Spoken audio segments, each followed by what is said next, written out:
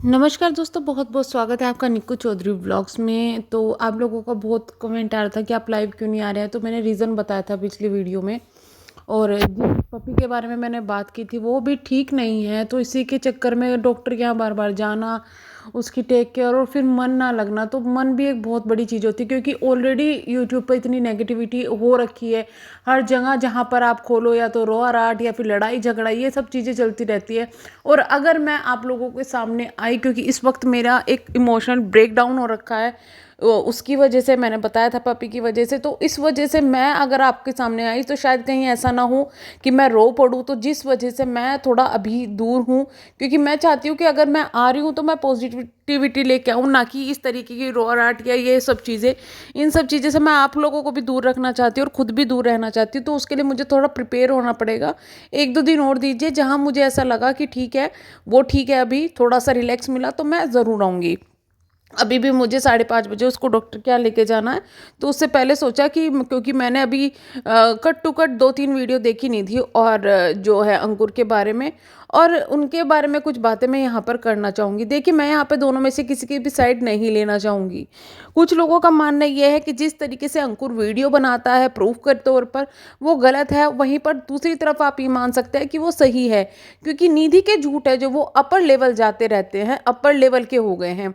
जहाँ पर एक तरफ निधि ने अपने भाई को जवाब देने के लिए एक लंबी चौड़ी वीडियो बनाई है, बट वहाँ पर कहीं भी उन्होंने ये एक्सप्लेन नहीं किया कि भाई उस दिन जो उसने बोला था कि पापा ने को मम्मी ने ज़बरदस्ती भेजा था, यानी कि मम्मी की इमेज डाउन की थी कि पापा को ज़बरदस्ती भेजा था और मैं इसलिए नहीं जा सकती थी कि रात के समय मैं नहीं जाती, ये सब चीज़ें जो बोली थी, वो चीज़ों का खुलासा अंकुर ने किया है, बट निधि ने उसके लिए कोई भी जवाब नहीं दिया, क्योंकि शायद वो उनकी बातें सच्ची है, उनको वहाँ पर कोई जवाब मिला ही नहीं कि क्या वो बोले।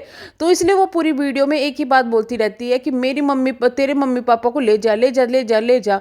उसको भी पता है कि मम्मी पापा वहां नहीं जाना चाहते, उसके बहुत अलग अलग रीजन है। पहले तो यहाँ अगर वो रहते हैं तो उनको खुली आज़ादी मिलती है दोनों को ही।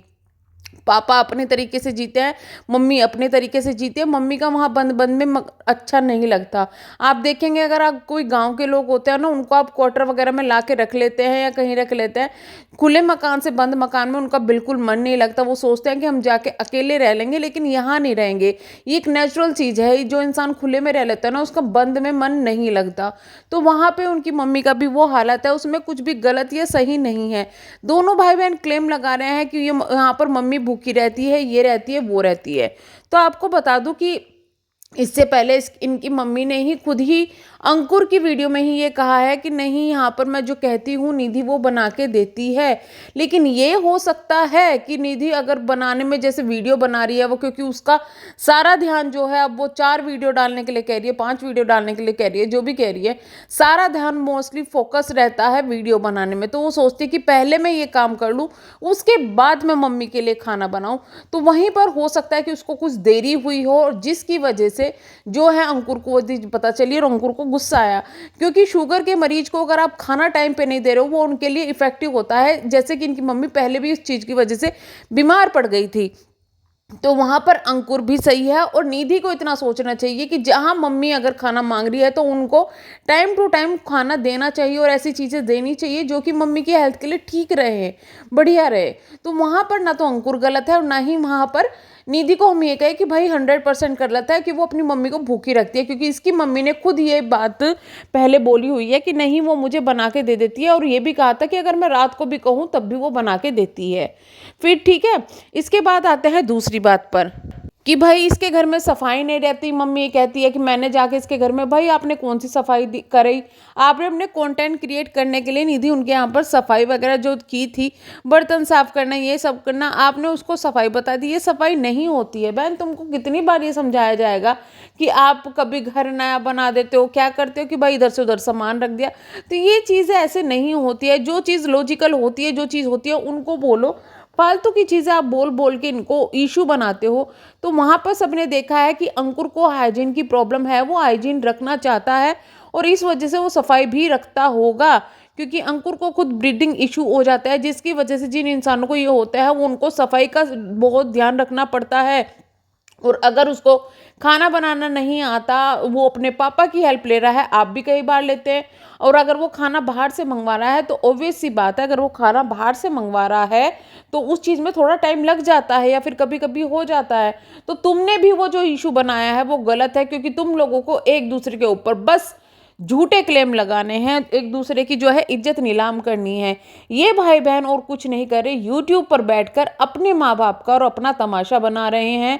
जो इनके माँ बाप के साथ में हो रहा है उसके जिम्मेदार इनके माँ बाप खुद भी है, लेकिन जिस तरीके से वो कहते हैं कि हमारी बेइज्जती कर दी, ये कर दी, वो कर दी, तो अगर उनको इज्जत चाहिए तो सबसे पहले अपने जो है बच्चों की बातें सुने, उनके लिए जो चीज़ें सही है, यानी कि माँ बाप के लिए चीज़ें सही है वो करे, उसके बाद आगे के बारे में सोचे, ना कि इन चीज़ों का इशू बनाने का। माँ बाप अपनी जिम्मेदारी निभा ही नहीं रहे हैं, वो कुछ सोच ही नहीं रहे हैं, ना अपने लिए ना बच्चों के लिए।